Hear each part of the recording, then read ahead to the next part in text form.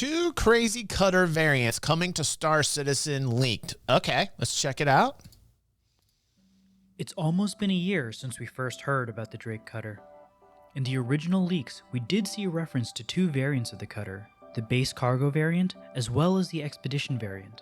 While we did get the base version at IAE 2952, today's leaks point clearly towards further development of the expedition variant, as well as a brand new scout version of our beloved space RV.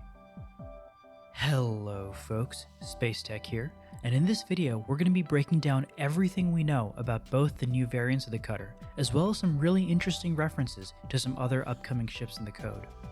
First, let's take a look at the Winnebago. It's Star Citizen's Winnebago, man. See that this is the same ship that was leaked last year. right. Excitingly, it definitely this guy's got such a smooth vibe though. Like it's right. Fingers is like, tell me a bedtime story right now. I'm gonna like it just because like the vibe is really smooth. Right now it might put some of you to sleep, but like, I have to say you got to respect the style. Like, look at this dude, 12,000 views, only 1.6 thousand subscribers. Good for him. Look at this. Look at this dude. It looks like it's gotten more polished since then, so it's been worked on for sure. In addition to this external picture, we also got a picture of the internals. Now that looks awesome. Let's line up this picture with what we found out about the ship last year. Starting in the back, we see some sort of display or computer on the wall. Its existence on a one-person ship makes me wonder what exactly its use may be, especially given its location all the way at the back of the ship. I believe it may end up being a mini version of the exploration stations in the back of the 400i or the Carrack. Alternately, it may end up being some sort of cargo management, since here we have room for only 1 or 2 SU of space on that yellow square beside the walkway. This may suggest that this is the shielded cargo we saw mentioned in the original slide for this ship. This would really be an interesting addition to the expedition ship. While not traditionally associated with exploration, the Drake Corsair has demonstrated Drake's intentional blurring of the lines between exploration of the stars and exploration of enemy cargo holes. With the diminutive size of the cutter, I can definitely understand the idea of sneaking through security or enemy forces with this variant of the cutter, carrying extremely valuable cargo. After all, even if you did see this ship flying around, what are the odds it would be worth your time to stop it? Right. Moving into the main body of the ship, we see a locker for a full armor set. To me, this demonstrates CIG's commitment to limiting the kinds of armor and suits you can use while sitting in the pilot and passenger seats across different ships. For example, the Novikov and Pembroke suits that allow you to survive extreme cold and extreme heat respectively are very bulky to provide that kind of protection. CIG has mentioned in the past that not all seats will be able to accommodate all sizes of armor. This was previously discussed in the context of heavy armor and the value that dropships and their larger seats will be bringing to the verse. In the case of the cutter exploration, this suit locker will likely end up holding a specialized suit, allowing you to navigate hazardous conditions, while only wearing your flight suit so that you can pilot the ship. The only other unique part of this variant is the dining table that seems large enough to seat 2, but only comes with 1 seat, interestingly enough.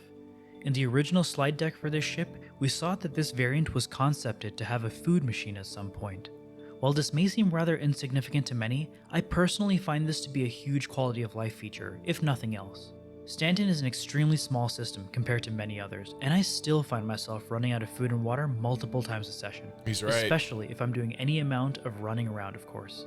As we get to larger systems and exploration gameplay that encourages staying out away from stations, food sources are going to become invaluable in my opinion. Right, limitless. Overall though, I have to wonder what the role of an exploration ship the size of a cutter will be. As a game loop that will encourage being far away from stations and civilizations as a whole, I'd imagine smaller ships will struggle to be as competent as larger ones. I agree with them. Especially with the primary drawback of fuel capacity.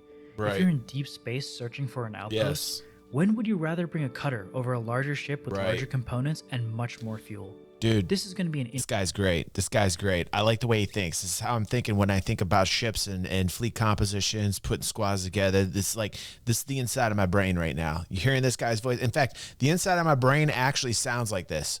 Much sexier. Interesting ship to keep an eye on. Next is the scout variant of the cutter. From the internal image of this ship, we can see it returns to the original room sizing of the base cutter. It looks to carry roughly the same amount of cargo, but the real change is visible on the far wall. Immediately grabbing your attention is a large scanning screen that will likely give you access to the information provided by the scanning dish on top of the cutter. Also interesting is the larger component to the right side of the scanning interface.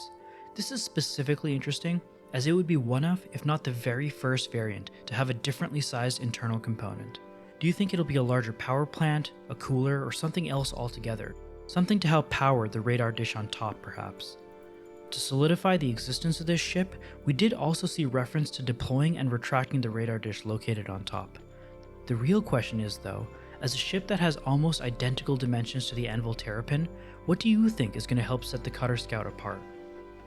Other than the Cutter variants, we did also get a couple other references to new ships in the code, namely the Argo SRV and the Crusader Spirit, likely in preparation for their in-game introduction later this year. Last, but certainly not least, we also got reference to a Titan suit in the code as well. While Titan suits have been mentioned in the past in relation to Squadron 42, I think this is the first time we've seen any mention of it in the code of the Persistent Universe. While this is exciting, it's worth noting that this, along with any other information that we got as part of these leaks, are definitely subject to change as development continues. I like it. I like this, So dude. tell me, which of the cutters are you most excited to see in game, and what role do you think it'll serve? Please like and or subscribe if I you like enjoyed it. this I like video. the style of the Take care, vid. and I'll I see like you the in the way next this one. guy thinks. I like it. I like it. I'm going to subscribe to this dude. What's his name? Space Tech. Great job. I'm just gonna let him know. Great job.